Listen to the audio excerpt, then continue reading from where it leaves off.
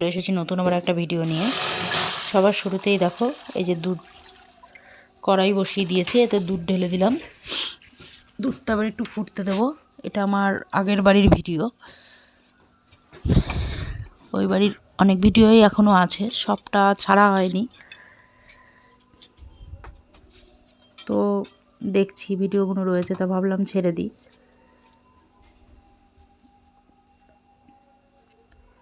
দুধটা ভালো করে ফুটে নিই।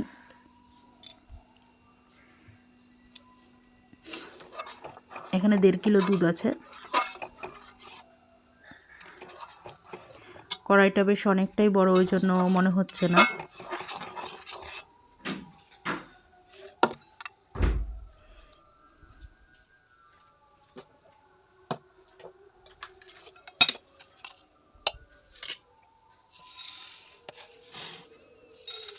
চিনি দিয়ে দিলাম।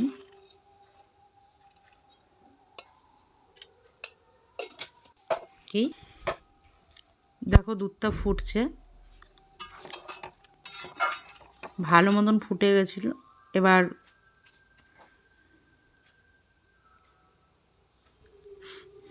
আঁচটা একটু মিডিয়ামে করে দিয়েছি।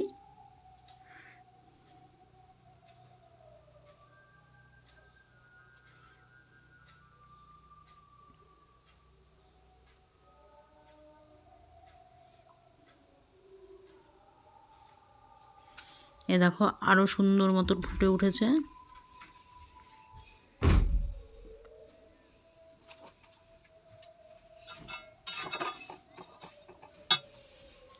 এবার যে ছানাটা কাটিয়ে রেখেছি, ছানাটা দিয়ে দেবো। এই হাত দিয়ে একটু করে দিচ্ছি, ম্যাশ করে।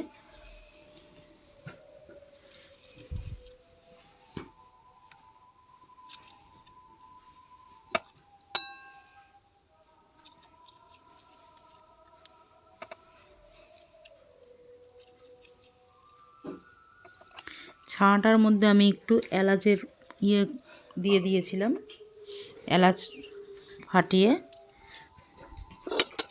একসঙ্গে ছানার সাথে মাখিয়ে নিয়েছিলাম।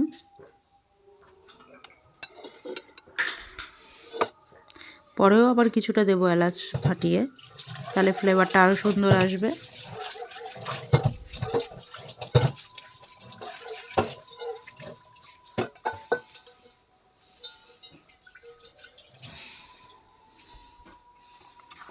ভালো করে দিয়ে এবার সবগুলো নেড়ে নিয়েছি।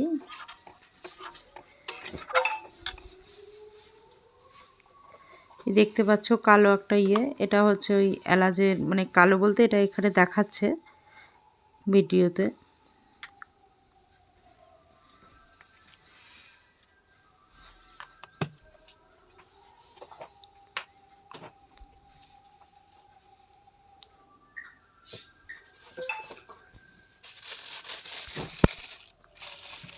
এলাচের কালো দেখা যাচ্ছে, দেখো ওটা ওই চলটাটা।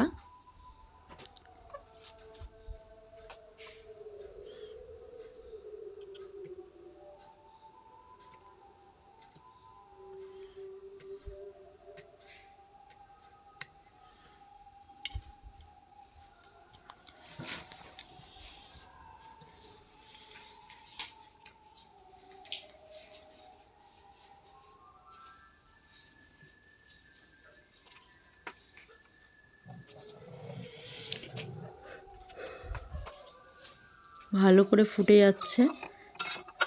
যত ভালো ফুটবে জিনিসটা তত টেস্ট হবে। এবার আবারও এলাচ কিছুটা ফাটিয়ে দিয়ে দেবো।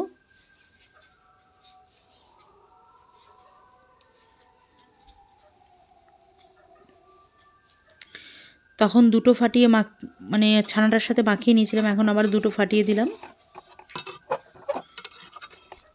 ফ্লেভারটা সুন্দর আসার জন্য ছানার সাথে মাখিয়ে দিলে আরও টেস্টটাও ভালো হয়, সেই কারণে দিয়েছি। বাবাটাতে কি অভিনয়টা করতে পারো ভগবানই একমাত্র জানে।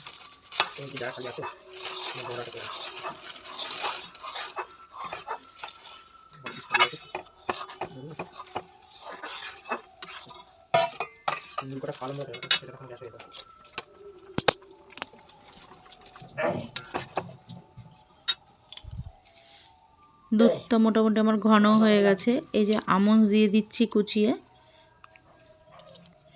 এর মধ্যে এবার একটু চেরি দিয়ে দেব।